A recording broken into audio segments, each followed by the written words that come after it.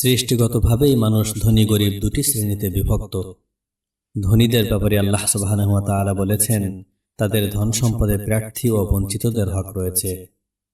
পবিত্র কোরআনের বহু স্থানে আল্লাহ সুবহানাহু ওয়া তাআলা সদাকার নির্দেশ দিয়েছেন। আল্লাহ সুবহানাহু ওয়া তাআলা বলেন, হে মুমিনরা, আমি তোমাদের যে রিজিক দিয়েছি তা থেকে ব্যয় করো। সেদিন আসার পূর্বে যেদিন থাকবে না ক্রয় বিক্রয়, বন্ধু বান্ধব এবং কোনো সুপারিশ। রাসূলুল্লাহ সাল্লাল্লাহু আলাইহি ওয়াসাল্লাম বলেন, তোমরা জাহান্নাম থেকে বাঁচো একটি খেজুর সদকা করে হলেও।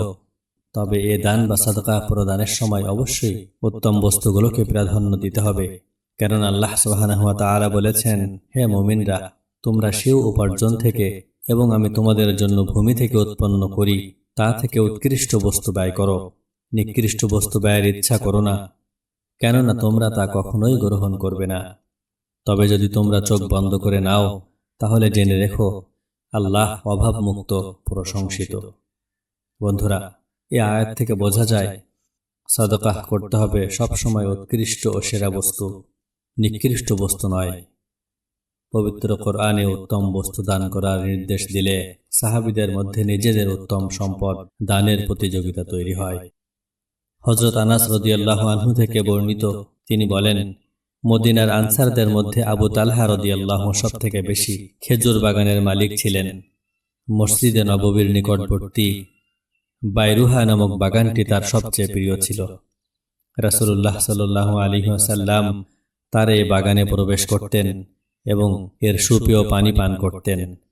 যখন এই আয়াত অবতীর্ণ হলো, তখন আবু তালহা রাদিয়াল্লাহু আনহু রাসূলুল্লাহ সাল্লাল্লাহু আলাইহি ওয়াসাল্লামের নিকট এসে বললেন, হে আল্লাহর রাসূল, আল্লাহ বলেছেন, লান তানালুল বিররা হাত্তা তুনফিকু মিম্মা তুহিব্বুন। আর বাইরুহা বাগানটি আমার কাছে অধিক প্রিয়, এটি আল্লাহর নামে সাদকাহ করা হলো। আমি এর কল্যাণ কামনা করি এবং তা আল্লাহর নিকট আমি আমার জন্য সঞ্চয় রূপে থাকবে।